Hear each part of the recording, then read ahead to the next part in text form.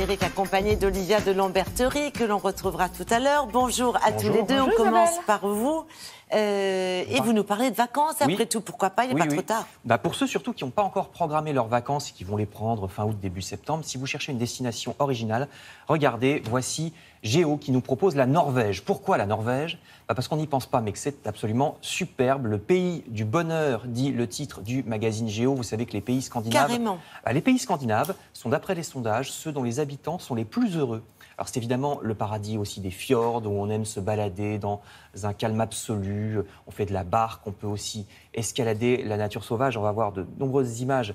Voici le pays du bonheur, dit le titre principal. Il y a aussi, il y a tout en Norvège. Il y a des canyons, il y a des fjords. Vous pouvez vous balader 600 mètres au-dessus du vide. On va voir une falaise. La nature est très préservée là-bas. Le respect de l'environnement est très développé chez les Scandinaves. On peut louer une maison complètement perdue dans la forêt qui sera magnifique en ce début d'automne pour se sentir l'âme d'un trappeur. On peut même se baigner si on n'est pas frileux. Les Norvégiens le font.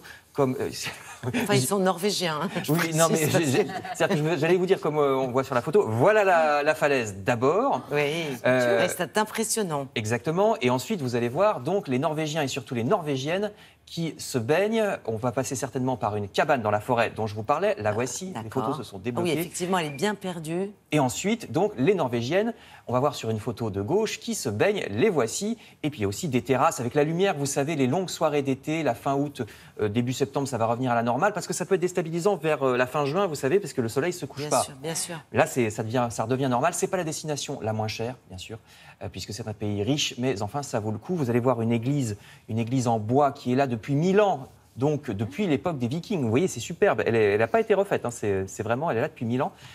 L'architecture moderne des villes est intéressante, elle aussi. Vous voyez ici une photo de l'opéra d'Oslo, le fameux design scandinave. Donc, prévoyez ça, c'est l'opéra d'Oslo. C'est l'opéra d'Oslo, oui. Donc, prévoyez un séjour en Norvège, conseil. D'accord, mais Géo. je crois que vous avez trouvé votre destination pour les prochaines vacances. Alors, chez nous, en tout cas dans le sud, c'est plutôt le soleil. Le magazine Seringo fait la liste des erreurs à éviter sous le soleil de l'été parce qu'il y a des gestes anodins qui peuvent être à l'origine d'embêtements quand on est au soleil. Par exemple, n'oublions pas qu'il ne faut pas mettre un autobronzant quand on a des taches brunes qui apparaissent quand on s'est trop exposé au soleil. C'est dopé par l'autobronzant qui justement doit stimuler la mélanine. Donc comme c'est un dérèglement de la mélanine, ne pas mettre de... Ça fait un contraste supplémentaire. Voilà, l'autobronzant stimule encore ces taches. Ne pas zapper non plus le démaquillage pour les dames parce que les crèmes solaires sont waterproof et le maquillage waterproof, faut vraiment l'enlever très précautionneusement après le soleil avec une lotion. Attention aussi à certains parfums, par exemple des parfums à la bergamote qui brûlent la peau quand ils sont exposés au soleil. Qui font des taches aussi, je crois. Non? Exactement, donc il faut vraiment faire attention à ça. 3 pages de conseils dans le magazine Seringo. Santé toujours, là c'est plutôt pour la rentrée. Le magazine Top Santé nous apprend qu'aller travailler à vélo réduit le stress. Ah ça vous connaissez Frédéric. Oui c'est vrai. Je sais que vous venez en vélo. Si je fais du vélo. Oui. Même en ville où il faut sans arrêt faire attention aux voitures, le vélo est meilleur pour l'humeur que de faire le même trajet en voiture ou en métro, d'après une étude de Top Santé. C'est certain, je ne voudrais pas dire, mais étant donné le trafic à Paris, les embouteillages monstrueux et le temps que l'on met, c'est normal qu'on soit un peu de mauvaise humeur. Je referme la parenthèse. Et on me dit que j'ai plus le temps, donc je vous parlerai de recettes de cuisine tout à l'heure. Dans la deuxième revue de presse. Je vous ai trop interrompu, pardonnez-moi. Merci, à tout à l'heure.